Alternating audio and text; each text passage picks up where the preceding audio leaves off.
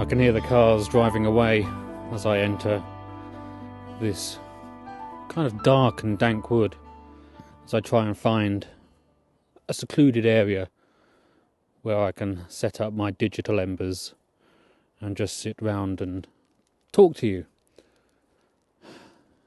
Hi, I'm Adam Roxby, and welcome to the Embers, a podcast where I share my thoughts and have igniting conversations. And as I think about the people that I want to invite here with the ever so gentle bird song and the light of the stars piercing through the open canopy, I think of the sort of questions that I would ask. And then I think, well, how would I answer these questions? And there's one thing that I thought of that I suppose I'd want to ask you, the listener. How do you view the relationship between your mind and your body? Now, hear me out. This may sound a bit weird. I'm sure it probably does. See, for as long as I can remember, I've always felt that my mind and my body have been two separate, distinct entities.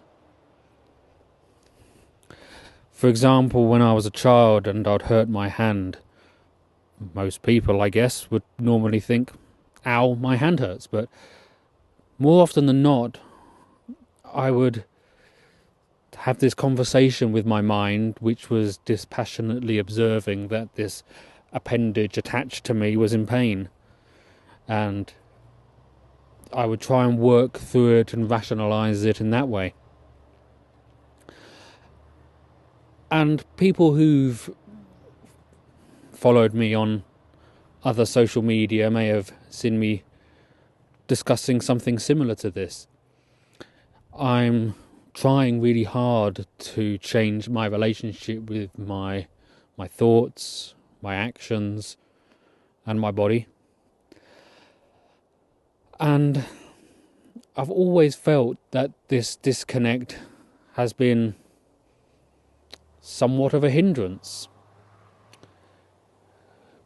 People in the body positive movement are always telling you to love yourself and to love the body you're in and to just feel acceptance.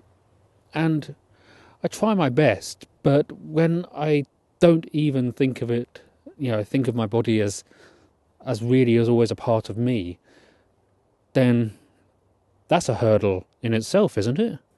How can you love something which you're even having trouble identifying with? But my perspective on that has really changed in reading about positivity and reading about the mind, reading about how adversity can be overcome. People will be well aware, I'm sure, of David Goggins, the man who took himself from an obese no-hoper, kind of his own words, into somebody who's done superhuman acts of endurance. And I'm going to speak about him in future little fireside chats, so I don't want to get too involved in his philosophy here, but he has a similar perspective about the mind and the body that I do, and I was very reassured to find that out when I was reading his book. For me, my body, my flesh and gristle and corporeal being has always been about servicing the will of the mind.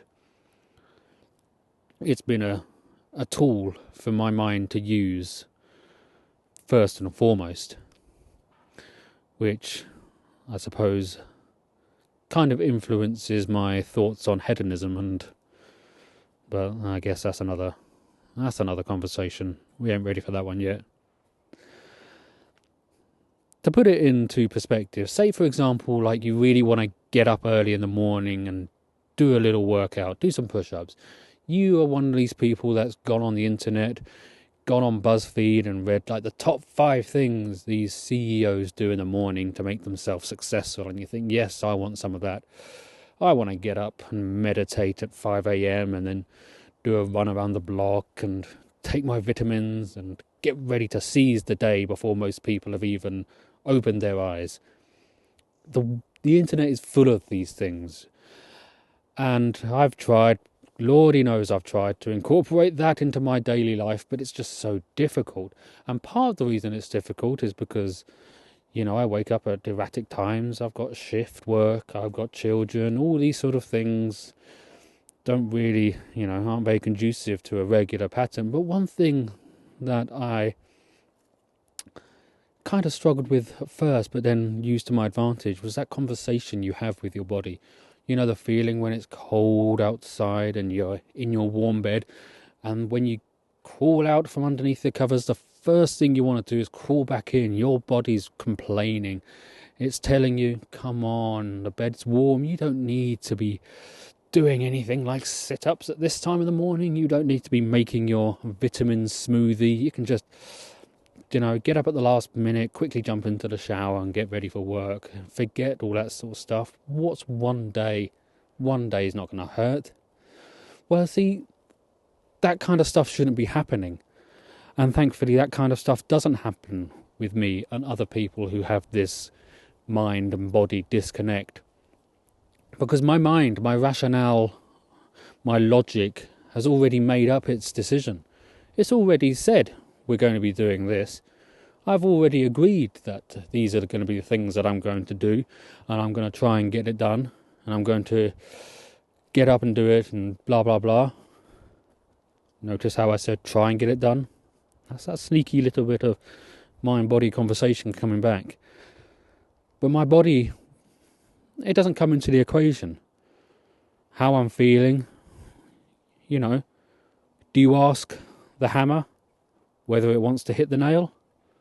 No. Do you care about how your car feels in the morning? No. So, if my body is complaining to me and whinging and trying to plant those seeds of doubt, well, it's white noise. Now, I will obviously put a little caveat. This is obviously completely different to recognising whether you've got an injury. That's just being foolish. I still listen to my body in that respect. I've recognised, that, but in a different sort of perspective. I don't overly mollycoddle and say, oh, poor thing, you wouldn't ride your bike on a puncture. So you don't go too crazy at the gym when you've hurt your back. And I'm sure in some ways this strange relationship that I have with these two separate entities that make up the whole of me isn't always going to be positive. As I said earlier, trying to have a healthy, loving, holistic and accepting view of yourself is difficult when you don't even have a unified view of yourself. And obviously, I don't want to say that people don't have vastly disjointed perceptions of their own psyche and their own personality on the spectrum of things that I could have. This is by far one of the more mild. So, time for me to leave this little wood, return to civilization, and come back and invite you to the Embers another time. And as I walk and return back to the bustling busyness of civilization, I suppose it goes without saying that if you've listened to any of my other stuff before, this is quite a departure. I want the Embers to be, a little bit more honest and a little bit more personal. I don't want it to be too pretentious and navel-gazing, although given the opportunity I'm certain I could probably make it, but with a nice little healthy sprinkling of self-deprecation and awareness mixed in there. Hopefully that will neutralise some of the more pompous elements that could probably creep in. Society, a car, and at least some bird song to counteract the sounds of humanity. Anyway, I want to invite you back. I'm looking forward to some of the conversations that I'm going to be having with influential and educational people, and it's going to be really exciting just to have a chat And certainly when we're talking, there's going to be points when we don't agree. Absolutely. And it's in that disagreement that I think we'll find the truth and the heart and the gem of the conversation. And I'm looking forward to sharing that with you really soon. So please be sure to check out the website for this podcast, theemberspodcast.com. Anyway, I thank you for listening and I thank you for your time. And I look forward to welcoming you back to the Embers really soon.